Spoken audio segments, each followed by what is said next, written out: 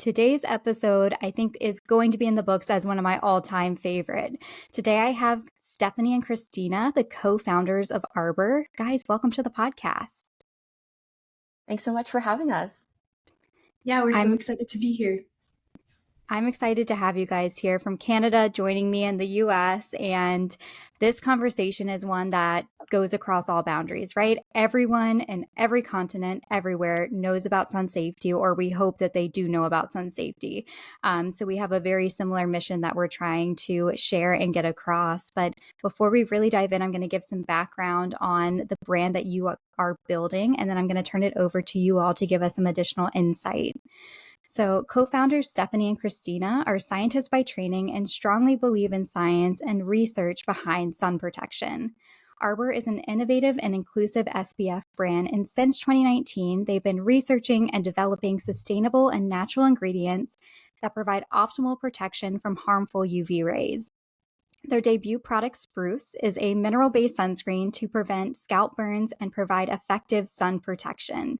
The sunscreen is formulated as a powder dry shampoo that absorbs any excess oils and provides broad spectrum protection with SPF 20. And the tinted powder blends beautifully into a variety of hair colors and textures, which is super important. So that's a little bit of background. So I will turn it over to you all to give us a little bit more details about what Arbre is and how your story led you to founding this company. Yeah, thanks, Erica. We're super excited to be here on the podcast today. Like you mentioned, my name is Stephanie. I'm one of the co-founders of Arbre.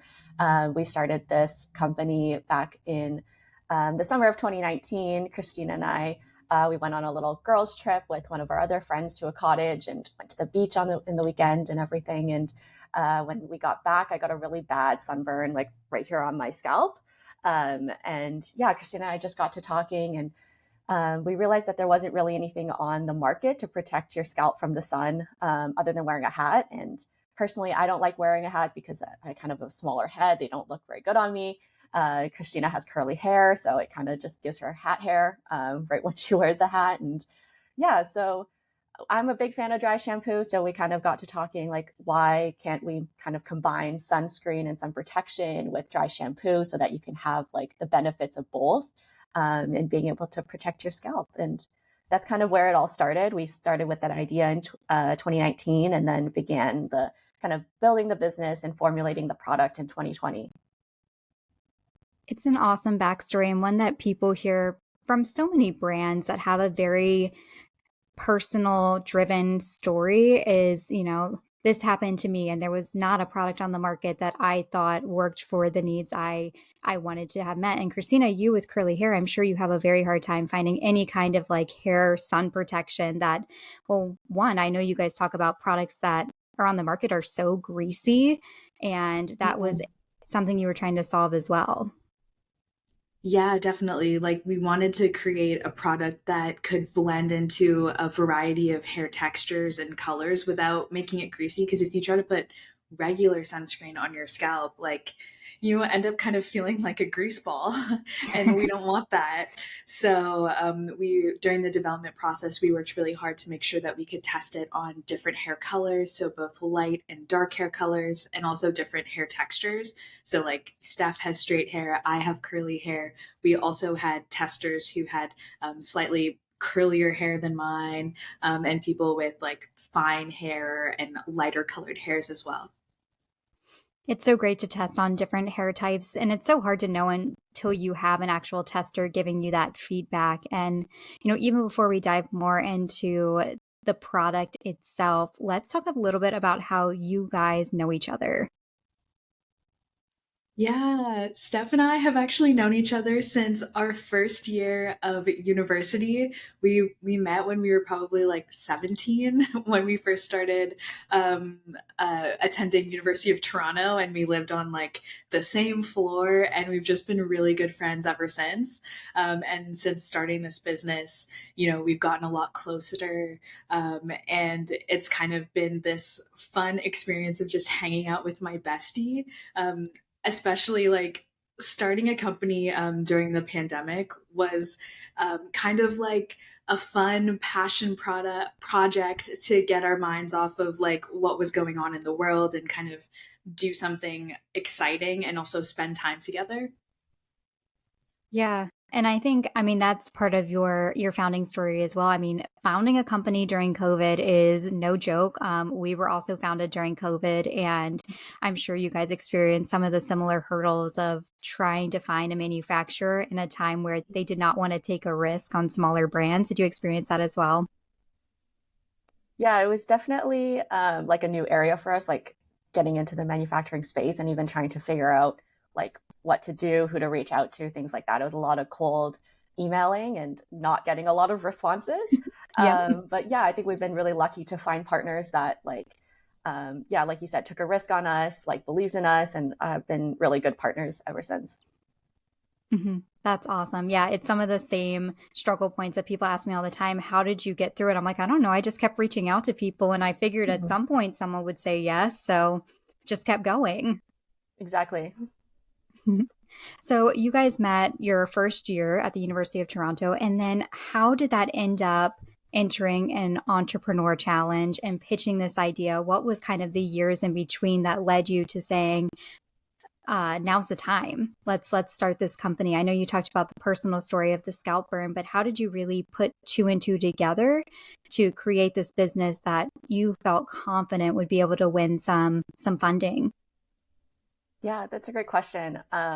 Yeah, so the idea was in kind of like the summer of 2019. We kind of started having discussions about like if we wanted to start developing a product and building a company. And it wasn't until during the pandemic we applied to an incubator program at the University of Toronto that we were lucky enough to get into. And there's been a lot of resources and support from the university in supporting student entrepreneurs. So when we joined that incubator, they had some really good programming about like everything you need to do basically to start a business, which we Mhm. really needed all of that support because we came from science backgrounds. We didn't go to business school, so we had no idea like, how to register your company and do accounting and sales and all like marketing and all that kind of stuff. So that program really allowed us to build a lot of really strong foundations in our business and get it off the ground. And then at the end of the program, there was a pitching opportunity. So we were able to develop a pitch deck and practice pitching in front of judges and things like that. And we were lucky enough to also win a bit of funding so that we could actually start working on our product as well. Yeah, that's awesome. And you really touched on why incubator and accelerator programs are so beneficial is because you typically have these entrepreneurs with big ideas, but they didn't go to business school, right? They were in the school of engineering, they were in marketing programs. They really didn't maybe come with like an MBA background or even a business school background that knew things like accounting and finances. And you want to start a business and you don't have the resources to hire people and you don't know where to start, which is why these programs are so great because they don't expect you to know how to do these things. So you kind of can come in and not feel self conscious about the fact that you don't know how to do it. They give you the resources and tools to be able to do it. For sure. So you pitch, you get a little bit of seed funding. So, how did the formulation process really start to work for you guys? What was important for you to keep in mind? What goals were you trying to hit? Can we outline a little bit of like what that process? I'm sure it wasn't the prettiest process as it never really is, but what was that process like? Yeah, I mean, Steph and I started formulating in Steph's kitchen. Like, we ordered some materials off of Amazon, we went to Bulk Barn, we were mixing things together, testing it on ourselves, just to figure out, like, is this something that, like, is possible to make?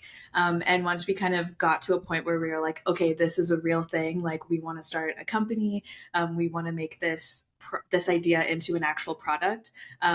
We started reaching out to manufacturers and potential formulators to work with to help us get the right formulation that meets the regulations required for Health Canada and sunscreen products, so that we could, bring it to the market.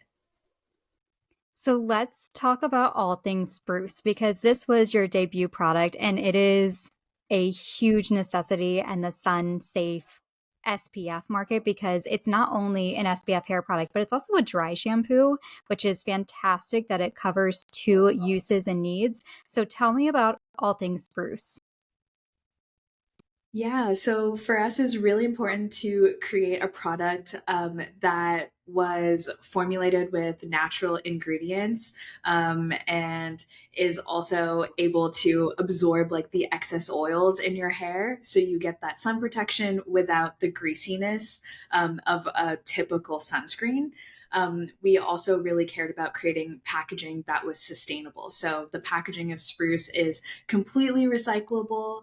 There's no plastic on the packaging, and that was really important for us to have this sustainable aspect. We wanted to make sure that if we were bringing a product to the market, we were creating something that was, good for people, but also good for the environment. Yeah, the sunscreen is also mineral based, which, as we were doing more research about sunscreen and sun protection and the different ingredients that are available on the market, we learned that chemical sunscreen ingredients are actually very harmful to coral reefs and life underwater. And yeah, like Kristina said, we just wanted to make sure we were making a product that we could feel proud of and that would do less harm on the environment. And yeah, that's what we hope to achieve through Spruce. Yeah, I think something so important that a lot of people are starting to take into account is, like you said, certain chemical sunscreens harming coral reefs or maybe even harming your body. Or for those who maybe have reactions to certain products, they're kind of seeing those sorts of things and it's starting to get more attention. I know I had family members who recently went on a cruise and they told them that they were not allowed to wear chemical sunscreens because it harms the coral reef. And that was one of the first times I had heard that actually been like told and marketed and I mean, just basically broadcasted that it's not something you can do. So I'm sure you guys were hearing some of the same things as well. Yeah, just hearing about like certain countries banning them, like in Hawaii, you can't purchase chemical-based sunscreen ingredients and sunscreen products anymore, things like that. And I think it's very inspiring to see that like countries and like governments are taking a stand on these types of products because they are seeing the harm to the environment, and that's really important for the people who live there and the environment there as well. And I think even on top of that, a lot of consumers right now have high expectations for the brands that they support. They want to know that the company values are aligned with their personal values. And for a lot of people, that includes sustainability. Yeah, definitely. I think that, it's hard for people on an individual basis to um, take on the whole issue of sustainability and using environmental products without companies being on board as well. So that's something that we definitely like to keep in mind when we definitely kept in mind while creating Spruce, and we're keeping in mind as we're creating new products, is making sure that we're, trying our best to reduce our footprint and also give people an option that, works, like as a sunscreen that works, that feels good, but is also environmentally friendly. It's basically combining the two for an all around eco friendly but effective product. It's not just one that's eco friendly, but it also works, which is really Yes. important. I know a lot of the time, I don't know if you guys have like cleaning products that are eco friendly and you go to use them and you're like, this does not do a darn thing. It is not cleaning, it is not working, which is super Mhm. frustrating because if you don't want those chemicals in your house or in your beauty products, sometimes you don't always have options. So it's important that you guys saw that need and you're like, all right, well, here's a need, here's an opportunity, let's go out and take it. So off of that, how do you use and apply Spruce? Can you walk us through it? Yeah, that's a great question. So Spruce comes in a powder shaker bottle. So you can just tap out the powder directly into your hand and then apply it into your scalp. So blending it into your hair and also making sure you get it onto the parts of your scalp that are exposed. That's the way that I like to apply it, but you could also like directly apply it from the bottle to your scalp as well, and blending it with your fingers. And then the last way is that if you want a really blended look, you could also use like a clean makeup brush to apply it to the hairline as well. Yep, so many options, opportunities. I feel like a bottle like that is just so easy to apply. There's not a lot of thought process. I feel like a lot of individuals know how to use a product like this. I mean, there's a lot of dry shampoos that are similar to this. They just don't have the added SPF benefit. But it's not a product that you see and you're like, oh my gosh, how do I apply this? Or there's no confusion. It's very clear how to use it, which is great. Yeah, exactly. So, in terms of sun safety for your hair, maybe people listening are like, oh my gosh, I didn't even know that was a thing you'd have to think of. Maybe I have really thick hair, and well, why would the sun be able to penetrate my hair? But the reason behind it is really your part in kind of this area here. I mean, even if you do have thicker hair, those areas, the sun it's gonna get there if it can. So, what are some things that people should keep in mind when it comes to sun safety in their hair? Yeah, that's a really great question. I think something that like we've learned along this journey is that it's important to protect your scalp from the sun because you can develop skin cancers on your scalp, even though there's a lot of hair there, and that's also kind of a double-edged sword because you have a lot of hair there. It can also make it difficult to detect skin cancer on your scalp early enough to be able to Right. treat it successfully. And I think that's the most important message we want to bring to people when we're talking about spruce and sun safety is that taking care of your skin and protecting it from the sun is important for preventing skin cancer. Yeah. And for Stephanie, were there some things that you learned about sun safety through the process of growing Arbor? Yeah, of course. I think like growing up, I got sunburned a lot. I have paler skin, but my parents would only, put on sunscreen or help me put on sunscreen when we were like going to the beach, things like that. Like every year, I would get a sunburn probably when I was a kid. And just as an adult, reading and learning that that's actually really bad. That can triple your risk of skin cancer of just getting those like really painful and blistering sunburns. So, um, yeah, just learning a lot about how in our some of our cultures, like it's not that common to wear sunscreen only if you think you're going to be outside for a long time, and that really you should be protecting yourself every day against sunburns, against skin cancer, against aging as well, and that there's a lot of benefits to sun protection, and also learning that it's not just sunscreen that can protect you from the sun. That even though I don't like it, wearing a hat can also be a really good way of protecting you, or like wearing UPF clothing and things like that as well. What about for you, Christina? Were there any kind of misconceptions that maybe you, as you continue to learn about, you're like, oh man, that's a myth. That's not a thing. Oh my gosh, so many things. Like, so I grew up in a Jamaican household, so wearing sunscreen was like not a thing. We had like one bottle of sunscreen that was under the bathroom counter that was likely expired when we wanted to go use it. So I didn't start wearing sunscreen until I got older, probably like, when I turned around 20 and I realized aging is a thing. Right. And wearing sunscreen can help reduce that. But along the journey, I've also learned that even though I don't experience sunburns, that doesn't make me safe from developing skin cancer. You can still develop skin cancer even if you don't get sunburned, even if you have a darker skin tone. It doesn't matter. Like it can happen, and that's something that's real an important myth that's really important for me to dispel. Yeah, and I love that you bring that up because it's so true and it's something I try and preach to people is that a sunburn is a sign that you have already gone too far, but even before then, if your skin is tanning, that's already sun damage. And by the time you get to a sunburn, your body's like, "Whoa, stop. What are you doing? This is like the red alert, red light, no more sun damage." But people see a tan and depending on like where you live and what you're exposed to and media and marketing and the brands, I mean, tan in a lot of cultures is seen as beautiful, and I'm like totally here for it. If you want a tan, go get a bottle of self tanner and give it, do it inside, don't sit out in the sun. But it's something that's so hard because we're trying to educate as many people as we can on this while we're seeing marketing campaigns with these millions of dollar marketing budgets, showing that like tan is beautiful. And you're like, wait, no, I'm trying so hard to dispel this. And there's only, you can just keep doing what you can do, right? Every podcast, every social post, every conversation, a little bit at a time to try and make people aware of sun safety, and especially with our age group.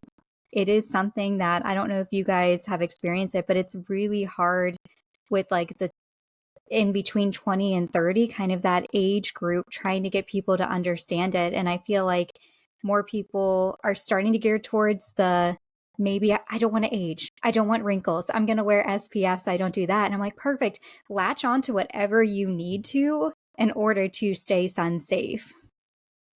Yeah, exactly. Like you said, that's hard for younger people sometimes to kind of recognize the importance of sun protection. But I've definitely seen some people in my personal life who have said that others in their family have gotten like skin cancer before, or like they had some spots checked out by dermatologists that had to, get removed and things like that. So I think as it kind of hits closer to home, then it kind of becomes more important in people's lives, which is unfortunate. But I think with our brand, we're definitely trying to put out a lot of this more informational, educational type of content that's like backed by science, so that people can actually understand what is true and what are facts and how they can protect themselves. So we do have a blog on our website called The Grove, which is where we've been learning a lot about this information and then trying to write out this information into the community in a more digestible manner, so that everyone can be more educated, and also converting some of this content onto our social media pages,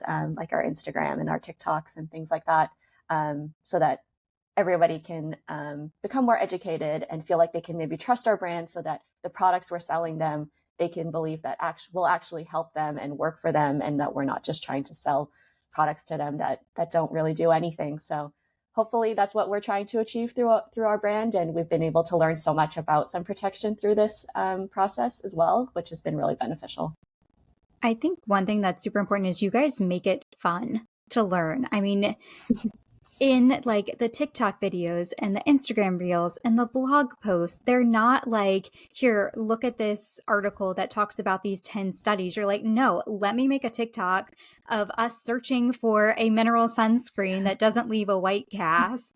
And you guys make it fun. And that's really the difference in like companies in today's day and age. I feel like these younger companies are like, we don't want to sit through and read basically, oops, sorry, my dog is going crazy. He agrees about sun protection.